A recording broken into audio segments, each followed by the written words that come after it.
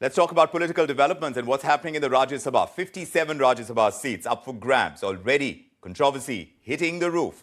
Maharashtra, Karnataka, Haryana, Rajasthan, they've become the battlegrounds. The fields for a battle royale over there are playing out. Counting has been delayed. And this for the 16 seats.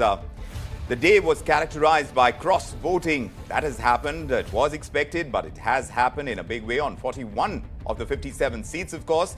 These candidates have been elected unopposed. We're talking about the 16 remaining seats where the battles are being fought. According to reports, in Rajasthan, the Congress has got the upper hand. Two BJP leaders voting for the Grand Old Party. In Maharashtra, on the other hand, 7 seats are getting contested. The ruling Maha Vikas Aghadi seems to be in a tough spot. Among the candidates whose fate is going to be decided are Union Ministers Nirmala Sitharaman and Commerce Minister Piyush Goyal.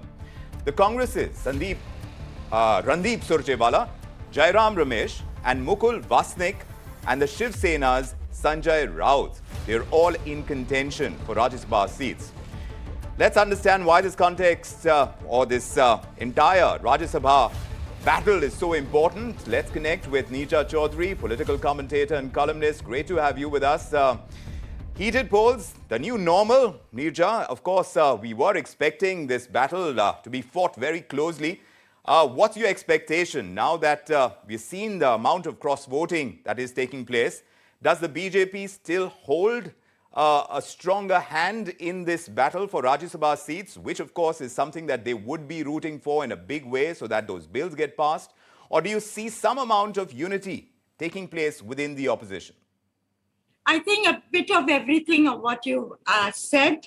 It has been a very high-stake election. 41 seats were decided, contest only on 16, largely in 4 states. And the stakes are higher for the opposition, but also high enough for the BJP. You remember just a few weeks ago, the BJP had touched the tally of 100 seats in the Rajya Sabha after winning from the northeast of India. Now, with these elections, it's going to come down because it's going to lose some seats in Andhra Pradesh, in Maharashtra, in Rajasthan, in Jharkhand, Chhattisgarh. So its tally was expected to come just over 90 seats. Now, the BJP, since it came to power in 2014 in order to get its legislation through, has been on a winning spree and wanting to up its tally in the Rajya Sabha, and it's been moving upward.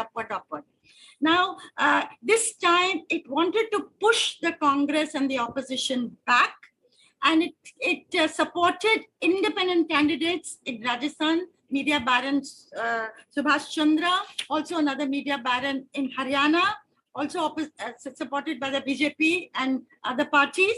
So that's why the contest has become so keen. Now, for the BJP, the stakes are high, as I said, number one. Also because there's the presidential poll in July. At the moment, the BJP has 48% of the electoral college. Now, BJP is comfortable enough, it's going to get through its candidate. But recently, in recent hours, in the last hour, Sonia Gandhi has reached out to opposition leaders, whether they can get a united candidate put up. Now, for the UPA parties, Congress-led UPA parties have about 38% of the electoral college.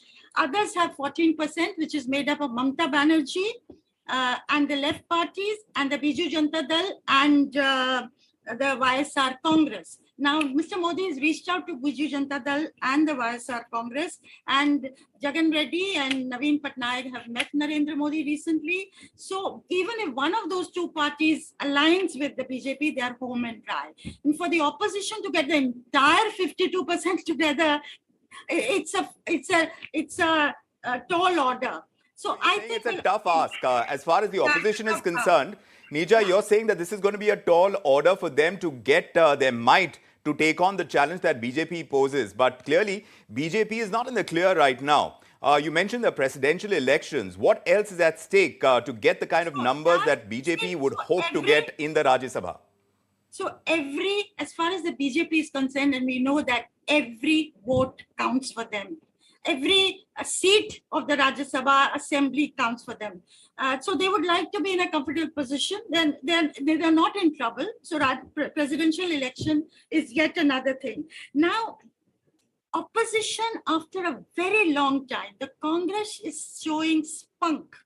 Forget, if we take a moral stand of resort politics, crossover, buying MLAs, which we've seen since 1995, all parties have done it. The Lakshman Rekhas have been crossed.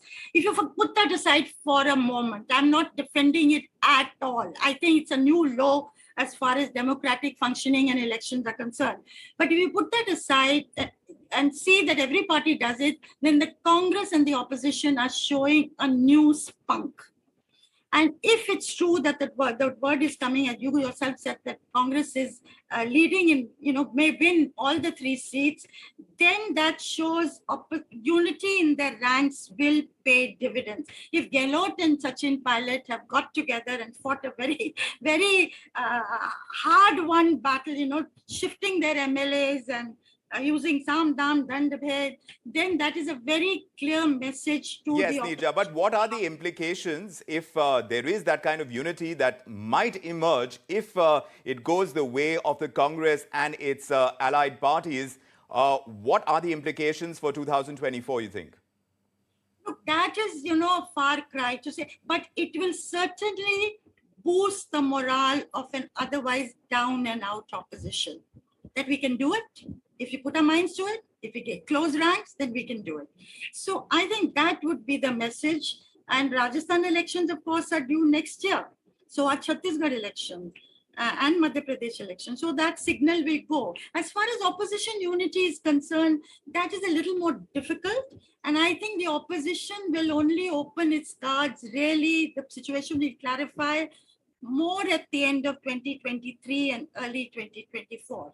One more thing, suppose the BJP wins or pushes back the Congress, say they can win that seat in Haryana, or, they can, Subhash Chandra wins in Rajasthan, then BJP's morale also goes up. BJP is also on the back foot at the moment with this uproar over Prophet Muhammad's remarks by Nupur Sharma and Naveen Jindal, which have created a backlash in the Gulf countries. That's right. And also divided their own ranks with a lot of people of their workers asking, Yes. why should the leadership giving to, be cowardly Right. is the word that's going on. Yes. And giving to these pressure from these countries.